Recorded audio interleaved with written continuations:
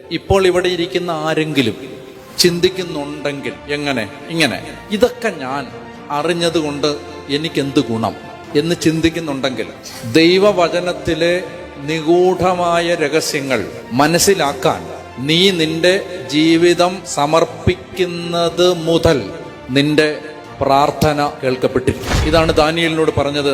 ശരിയായി അറിയുന്നതിന് നീ നിന്നെ തന്നെ എളിമപ്പെടുത്തിയ നിമിഷം മുതൽ നിന്റെ പ്രാർത്ഥന കേട്ടിരിക്കുന്നു. ഇവിടെ ഇരിക്കുന്ന ആരെങ്കിലും ഇപ്പൊ ചിന്തിക്കുന്നുണ്ടെങ്കിൽ, ഞാൻ ഇതൊക്കെ അറിഞ്ഞിട്ട് ഇപ്പൊ എനിക്കെന്താണ് എന്ന് ചിന്തിക്കുന്നുണ്ടെങ്കിൽ, മകളെ, നീയൊരു നീറുന്ന പ്രശ്നത്തിനകത്തല്ലേ?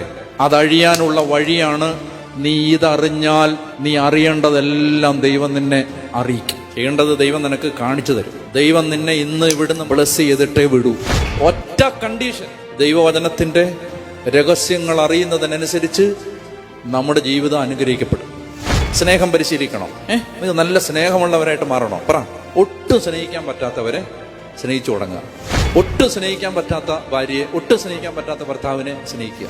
ആദത്തിന്റെ പാപത്തിന് മാനവകുലത്തിൽ ഉണ്ടാക്കാൻ കഴിയുന്ന സ്വാധീന ശക്തിയെക്കാളും ഒരുപാട് ഒരുപാട് ഒരുപാട് ഒരുപാട് ഒരുപാട് അധികമാണ് യേശുക്രിസ്തുവിന്റെ മരണത്തിലൂടെ ലോകത്തിന്റെ മേൽ വന്ന കൃപാദാനം എന്ന് പറഞ്ഞാൽ. ആദം പാപം ചെയ്തുകൊണ്ട് നമുക്ക് 50 രൂപ നഷ്ടം വന്നു. ഈശോ മരിച്ചത് കൊണ്ട് നമുക്ക് 50 രൂപ തിരിച്ചു കിട്ടി. അങ്ങനല്ല.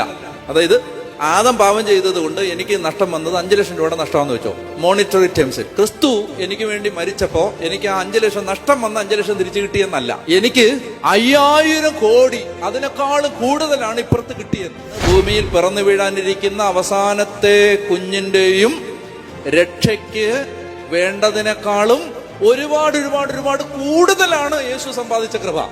കുരിശിൽ സ്റ്റോർ ചെയ്യപ്പെട്ടിരിക്കുന്ന കൃപ ലിമിറ്റഡ് അല്ല. ആ റിസോഴ്സസ് ലിമിറ്റഡ് അല്ല. അത് ഭൂമിയിലെ ഏത് മാരക മഹാപാപിയെയും രക്ഷിക്കാൻ കഴിവുള്ളതിനേക്കാളും ഒരുപാട് ഒരുപാട് ഒരുപാട് മടങ്ങ് കൂടുതലാണെന്ന്. അതുകൊണ്ട് പാപം വർദ്ധിക്കുമ്പോൾ നമ്മൾ വിഷമിക്കരുത്. ഞാനൊരു കാര്യം പറയട്ടെ, നിങ്ങൾ എവിടെയെങ്കിലും ആരുടെയെങ്കിലും ഏതെങ്കിലും ഒരു പുരോഹിതന്റെയോ ഏതെങ്കിലും ഒരു സമാധികാരിയുടെയോ ഏതെങ്കിലും ഒരു അൽമായന്റെയോ ഉതപ്പ് കൊടുക്കുന്ന ജീവിതം കണ്ട് നിങ്ങൾ ഭാരപ്പെടുന്നുണ്ടെങ്കിൽ, ഞാൻ നിങ്ങളോട് പറയുന്നു, ആ ഭാരത്തിന് ദൈവം പ്രതിഫലം തരാൻ പോകുന്ന എന്തെന്ന് അറിയാമോ? അതിനെ വെല്ലുന്ന പല മടങ്ങ് അഭിഷേകമുള്ളവര് നിങ്ങളുടെ കൺമുമ്പിൽ എത്തിച്ച് തന്ന് ദൈവം അതിന് പരിഹാരം ചെയ്തിരിക്കും. നിങ്ങൾ സ്വപ്നം കണ്ടിട്ടില്ലാത്ത അഭിഷേകമുള്ള ഒരാളെ നിങ്ങളുടെ മുമ്പിൽ എത്തിച്ചിട്ടായിരിക്കും. ഇങ്ങനെയാണ് ദൈവം പകരം വീട്ടുന്നത്. ആരോടാണെന്നറിയാം? ആരോട് പകരം വീട്ടുന്നത്? പിശാചിനോട് പകരം വീട്ടുന്നത്.